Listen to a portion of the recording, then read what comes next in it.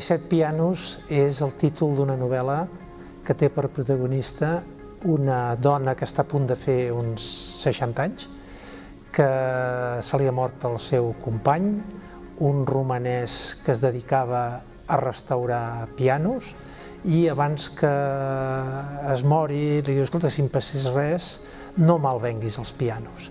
I a partir d'aquí comença una història d'aquesta persona que no té ni idea i n'ha de vendre 17, i a partir d'aquí comença tota una història en què per una banda hi ha dificultats, per altra banda hi ha facilitats, i consisteix a veure com se'n va sortint per primer superar la mort del seu company i després per anar-se adaptant a totes les coses que es va trobant, sempre a partir dels 17 pianos. Aquesta novel·la té dues parts.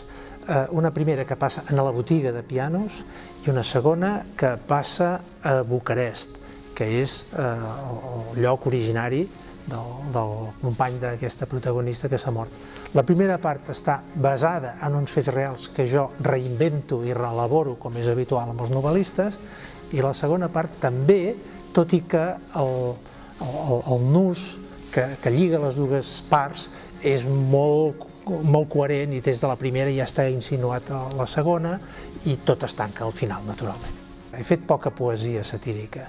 El que passa és que, diríem, fa poc vaig fer un llibre que es diu Botifarra de pagès, sobre la situació política a Catalunya anterior a l'1 d'octubre. Quan vols ser una mica mordaç, una mica incisiu, la sàtira és una eina fenomenal, i si a més ho fas en vers és doblement eficaç. Si parlo de la situació actual, és un comentari que s'ha sentit molt i es continua sentint. No hauríem dit mai que arribaríem aquí, o que tornaríem a ser en aquest punt.